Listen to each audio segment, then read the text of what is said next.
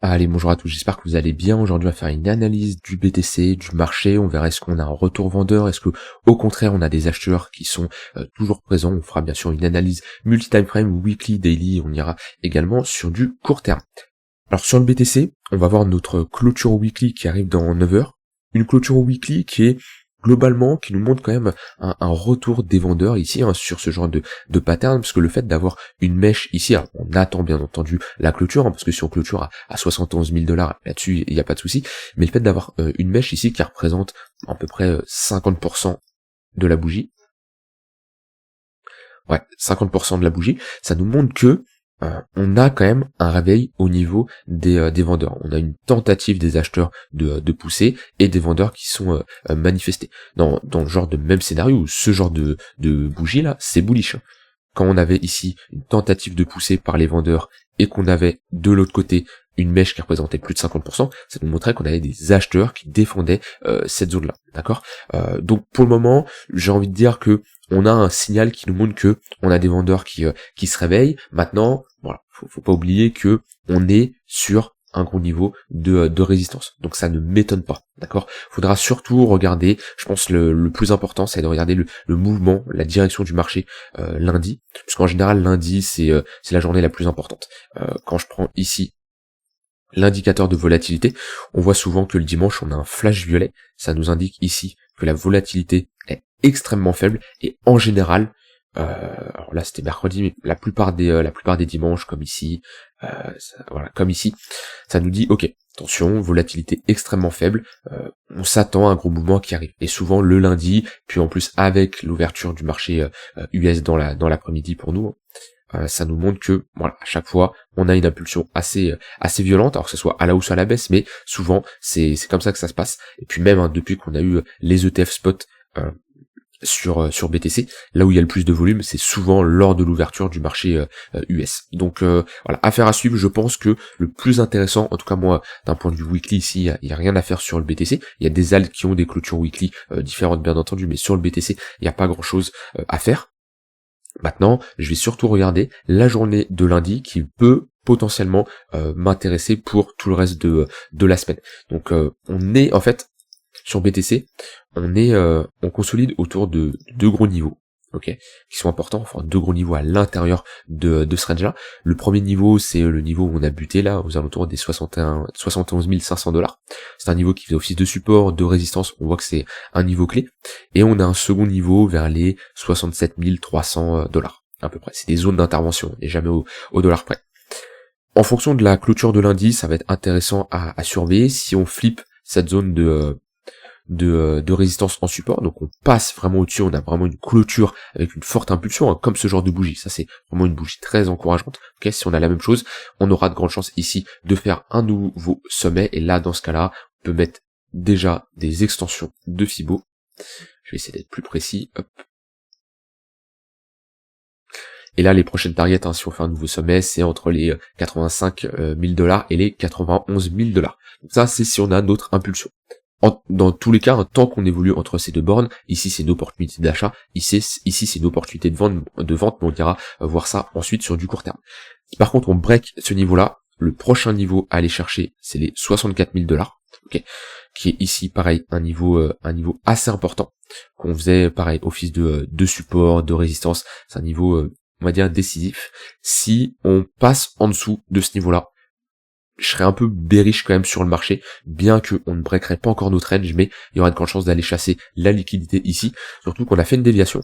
Ok, on a réintégré, on a fait un pullback dans la zone d'imbalance, on n'a aucun intérêt de revenir chercher ces lows ici, d'accord. Là, la prochaine target, c'est d'aller chercher la liquidité qu'on a au-dessus des 72 000 $.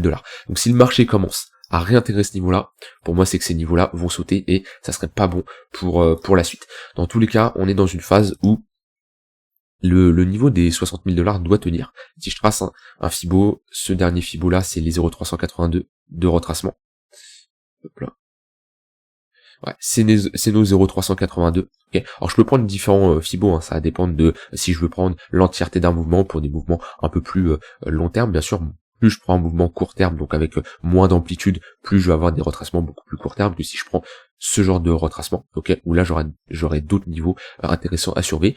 On voit qu'on a une bonne confluence au niveau des 52 000 $, donc j'ai pas envie de commencer à parler de ce genre de niveau alors qu'on n'a pas break les 60 000 $. Par contre, là, c'est pas la même chose, ou si on avait break ici, on serait juste sur un retracement. Hop.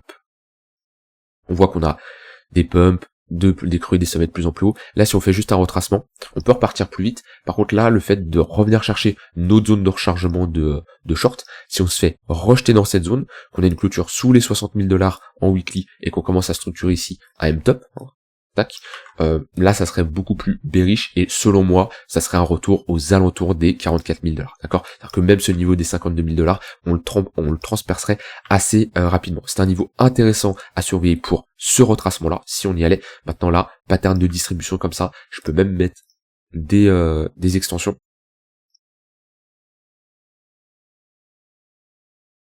Voilà, ce qui nous donnerait un 118 aux alentours des 45 000 $. Donc selon moi, si on s'affranchit des 60 000 $ en clôture weekly, la prochaine target c'est les 45 000 $ à peu près, ce qui serait actuellement une baisse de moins 34%. Alors voilà, je vous dis juste les niveaux intéressants à surveiller. Si on a une baisse du marché, un gros niveau, voilà, c'est ce niveau-là des 44 000 $. Je ne pense pas que le marché pourrait retracer autant et revenir chercher des 30 000, 25 000 $, mais sinon je vous préviens quand même à l'avance, des gros niveaux, 30 000 $, 25 000 $. Ok, là c'est des gros niveaux de support. Je dis pas qu'on ne peut pas y aller. Maintenant, voilà, c'est des targets quand même où chaque chose en son temps. Je peux pas commencer à dire que le marché va aller chercher les 30 000 $ tant que je vois pas comment ils réagissent ici ou même ici, d'accord. Donc voilà, mais en tout cas, si on s'affranchit des 60 000 $, on surveillera par la suite les 44 000 $. Pour le moment, techniquement, je suis toujours bullish, dans le sens où j'ai toujours un trade qui est en cours, que je n'ai pas clôturé. On va aller voir surtout sur de l'intraday ce qu'il peut y avoir pour notre semaine, mais voilà, pour le moment, on n'a pas de signaux de retournement. Si on commence à break à ce niveau-là, on aurait ici une structure de top de marché en daily, avec ici un M-top, ok, on voit ici sommet, creux, sommet plus bas que le précédent, creux, plus bas que le précédent, similaire à ce qu'on a fait ici. Là, on a un M-top également, tac. Vous avez du mal pour les structures comme ça, vous pouvez vous mettre en close line ici, on voit bien le M. Donc c'est un niveau clé, je vais les retracer, les niveaux clés sur BTC. Là, à l'intérieur de ce range là, on a ce niveau là, tac. On a, hop, ce niveau là. On a ce niveau là.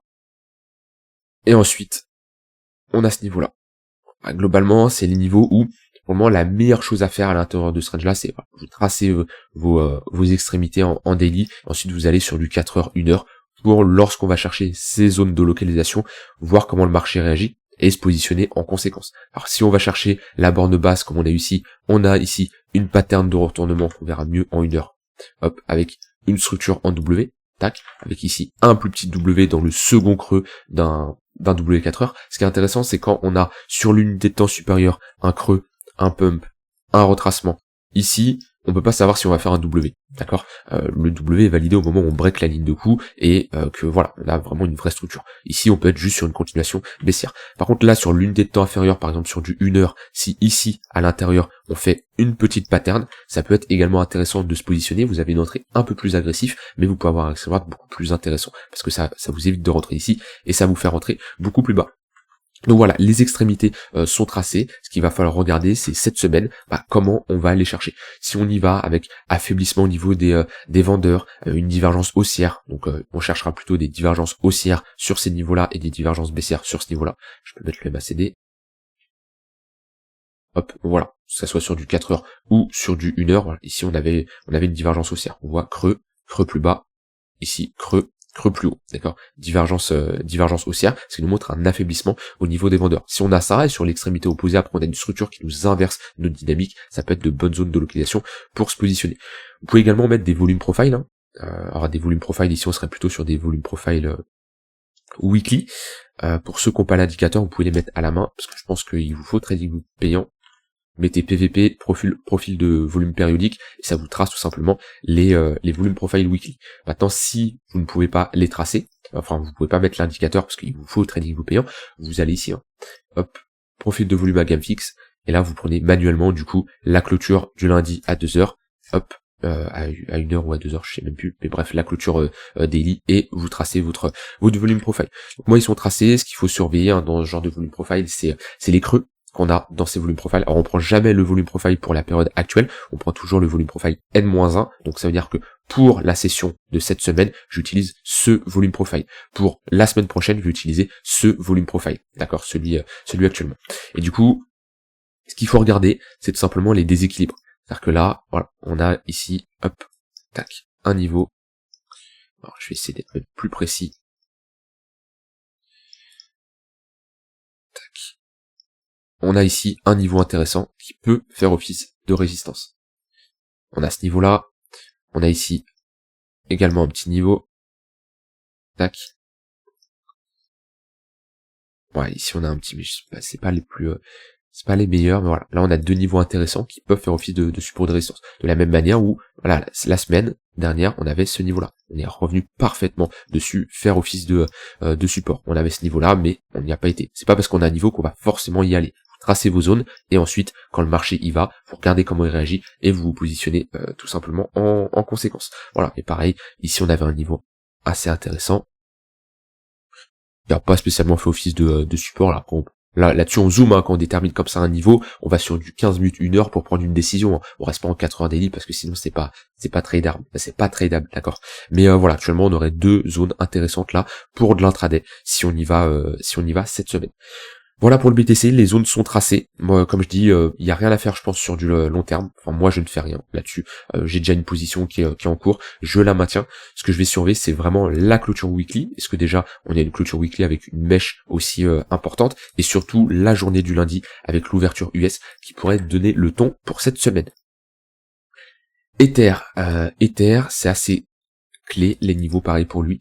Je vous l'avais dit, hein, j'avais déjà fait une update. Je vous ai dit, tant qu'Ether se maintient au-dessus des 3650$, ok, la prochaine target c'est de faire un nouvel étage. Parce que les niveaux de support ou de résistance, ça peut vous servir comme zone de localisation pour prendre un trade. C'est-à-dire que on se dit que ok, lorsque le marché est dans cette zone, c'est une zone où le marché est susceptible de réagir, et on peut chercher par exemple des achats, mais ça peut être également une sorte de polarité qui vous dit ok, tant qu'on se situe au-dessus de ce niveau-là, je vais plutôt chercher des achats. Donc ça veut dire que là, va falloir faire le travail en réduisant l'unité de temps, en allant en 4 heures, 1 heure pour chercher des achats. D'accord? Mais voilà, on peut voir ça comme deux éléments, trouver un niveau clé pour localiser vos zones d'entrée, mais également avoir un niveau où on se dit, ok, tant qu'on se maintient au-dessus de ce niveau-là, je suis bullish. Si on se maintient entre ces deux niveaux-là, je suis neutre, d'accord? Et si on commence à réintégrer et casser ce niveau-là, je suis bearish. Ce qui vous permet d'avoir ce qu'on appelle un biais directionnel, et qui vous permet d'avoir un biais, d'accord, une ligne directrice sur le marché, où voilà, comme je dis, au-dessus de ce niveau-là, je cherche que des achats, ok? En dessous de ce niveau-là, je vais plutôt être neutre, donc je vais m'adapter, je vais chercher des shorts ici, des achats ici, d'accord? Et sous ce niveau-là, je vais chercher des ventes. Donc vous avez un biais directionnel, ce qui fait que ça vous évite de vous dire, ok, actuellement je cherche des ventes. Non, on cherche pas des ventes quand on vient de casser un niveau de support, qu'on a un momentum qui est autant bullish, d'accord? Non, on va plutôt chercher des achats. Donc c'est comme ça que vous pouvez utiliser les niveaux de support. Maintenant, Ether performe un peu mieux que le BTC ces derniers jours, suite à l'annonce des ETF qui sont arrivés. Je pense que le marché attend les dates pour parce que là pour le moment les ETF spot ont été acceptés, ils sont pas encore mis à disposition, ou voilà, on va pas avoir pour le moment d'inflow sur les marchés. De ce qui est dit, il faut attendre quelques semaines voire quelques mois. Donc voilà, on n'a pas de date exacte pour le moment, mais je pense que le marché pourrait s'activer si on a une date qui nous dirait ok, dans 2 semaines on a les ETF spot qui sont acceptés. Je pense que c'est ce qui attend, c'est ce que attendent les investisseurs pour vraiment se projeter. Ok, est-ce que c'est sur du court moyen terme, tout simplement. Mais dans tous les cas, pour moi, Ether est prêt à surperformer le BTC. Je vais en parler de cette clôture, mais c'est une clôture très encourageante, dans le sens où on réintègre comme ça un niveau assez important, qui fait office de support, on l'a consolidé, on la break, on la flip en résistance, on repasse au-dessus. On a vraiment une bougie qui est claire ici, où voilà, on voit que la mèche ravale pas 50%. On ravale même pas les 0,382, donc 38,2% de l'impulsion. Donc là pour moi c'est une très bonne clôture. D'accord, maintenant faut vraiment, si on fait un pullback, que ce niveau là soit défendu. Si on commence à repasser en dessous, bon, c'est qu'on ira sûrement faire un creux plus bas que le précédent, mais moi ce genre de clôture weekly me donne un signal comme quoi il y a des probabilités d'avoir posé un bottom. La confirmation, ça serait un pullback, un pump, et surtout une phase de creux et sommet de plus en plus haut. Parce que là, techniquement, on a break ce niveau-là, donc on peut se dire que on a break le dernier sommet. Maintenant, c'était pas un sommet majeur, d'accord? Ça, c'est un sommet majeur, mais sinon, on peut soit break les sommets majeurs, donc faire ça, où là on se dit ok bon là on a un retour complet des acheteurs, on repasse dans une dynamique haussière, soit avoir des creux des sommets de plus en plus haut, où là on repasserait également dans une dynamique haussière. Mais pour moi il y a des probabilités assez intéressantes d'avoir bottom sur la paire ETH BTC, d'accord. Donc voilà, ça c'est pour ETH, ça c'est pour BTC. Au niveau de l'order flow, il n'y a pas grand chose à dire pour le moment. On a toujours des fundings qui sont globalement neutres. D'accord, globalement neutre, il y a pas une grosse hausse sur l'open interest lors de toute cette hausse. On voit que quand on a comme ça une tendance qui est plutôt haussière, on veut un open interest qui soutient le prix, c'est-à-dire un open interest qui est en hausse. On voit qu'on a un open interest qui est légèrement en hausse, c'est pas flagrant non plus, mais globalement on fait des creux de plus en plus haut. Par contre, voilà, si on a une forte impulsion à la hausse, et à partir de ce niveau-là, ce qu'on veut, c'est un open interest qui soit soutenu, d'accord, ce qui nous montre que il y a des positions qui s'ouvrent, et dans une dynamique haussière, des positions qui s'ouvrent, on a des acheteurs comme des vendeurs, parce que l'open interest c'est le total des positions qui sont ouvertes sur le marché contrat perpétuel, acheteurs comme vendeurs. Donc si on a un acheteur qui ouvre la position, l'open interest monte. Si on a un vendeur qui ouvre une position, l'open interest monte. Donc si dans une tendance haussière, l'open interest monte, c'est encourageant parce qu'on a un des acheteurs qui soutiennent le prix, deux des vendeurs qui rentrent en position et qui créent de la liquidation au nord, parce que dans une tendance haussière, les vendeurs ont souvent la tête sous l'eau. Donc c'est ce qu'il faudra constater si on a une hausse sur le marché. Alors au niveau des altcoins, on a PEP qui continue sa hausse. J'ai fait une vidéo sur les mêmes coins il n'y a pas si longtemps que ça, où voilà, on avait parlé de PEP, si on fait un nouvel ATH, extension entre les 1,58 100% d'extension, on peut s'attendre à un marché qui réagit dans cette zone, ça ne me surprendrait pas qu'on consolide ici. Alors est-ce que c'est pour une continuation de la hausse ou pour poser un top, ça j'en ai aucune idée, faudra voir le marché comment il se comporte, si nous commence à break des précédents creux, ok, faire quelque chose comme ça, ou instaurer ici une structure de top de marché, bon ça serait pas bien entendu encourageant pour la suite, mais pour le moment la dynamique est haussière, d'accord, là-dessus vaut mieux faire de la continuation de tendance, et ça on l'avait vu au niveau du narratif sur les mêmes coins, c'est intéressant, et voilà, tous les pullbacks dans le tunnel 15 minutes, c'est une bonne opportunité d'achat. Si ce tunnel 15 minutes casse, la prochaine zone ça sera le tunnel 1 heure qui fera également, qui peut en tout cas faire office de support. Donc les mêmes coins c'est vraiment ce qui performe pour le moment. Pepcoin qui doit être bien classé là au niveau de coin market cap, peut-être top 20 maintenant, il est 20ème.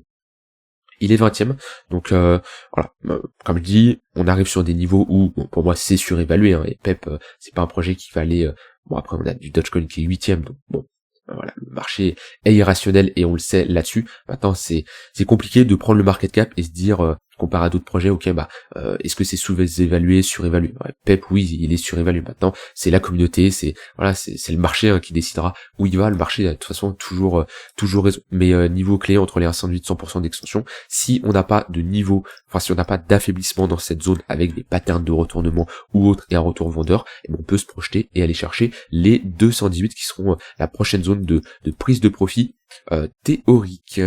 Ça c'est pour Pep. On a Chainlink qui est fort également, moins fort que Pep bien entendu, mais qui reste globalement fort. On voit le 15 minutes faisait office de support, pullback dans le 1 heure. Actuellement on est dans les 15 minutes qui est une bonne zone de localisation, et ouais, Chainlink est forte. Si je mets Link divisé USDT divisé par BTC USDT, voilà, on voit que Chainlink ici est dans sa tendance haussière. On a fait une pattern de retournement, on a break le 4 heures, on a fait un pullback sur la ligne de coup. Là j'ai un signal qui me dit ok, on a sûrement posé un bottom, en plus on n'est pas n'importe où, on est ici sur un bad range, ok, voilà, on est revenu chercher un bad range, structure de retournement, même ici structure de retournement en weekly, pattern de retournement avec un magnifique pullback et rejet sur la ligne de coup. Ça montre que voilà, Chainlink est prêt à surperformer BTC selon moi dans les prochaines semaines, et ça me surprendrait pas de revenir chercher ici le milieu de range, ok, voire l'extrémité opposée. D'accord, dans tous les cas, les extrémités comme ça s'achète, et l'extrémité haute, ça se vend. Mais la charte ici, ligne BTC me montre que ok, Chainlink est prêt à surperformer le BTC dans les prochaines semaines. Surperformer, ça veut pas dire faire un plus 30% contre le SDT. Non, si le BTC fait un moins 3% et Chainlink fait un moins 1%, Chainlink surperforme le BTC. Pourtant, la paire contre le SDT. Faut faire la différence, d'accord, entre les deux paires. Voilà, sinon j'ai rien d'autre à ajouter de plus. On surveillera également la poursuite de la baisse sur l'indice du dollar. Il sera intéressant à surveiller. Pour le moment, on s'est fait rejeter dans une bonne zone de localisation. En clôture, on fait un ravalement. Ici, si j'ignore la mèche, alors c'est pas, voilà, je les ignore pas les mèches. Donc pour moi, on n'a pas fait un ravalement, mais ceux qui prennent juste les clôtures, on a fait un ravalement.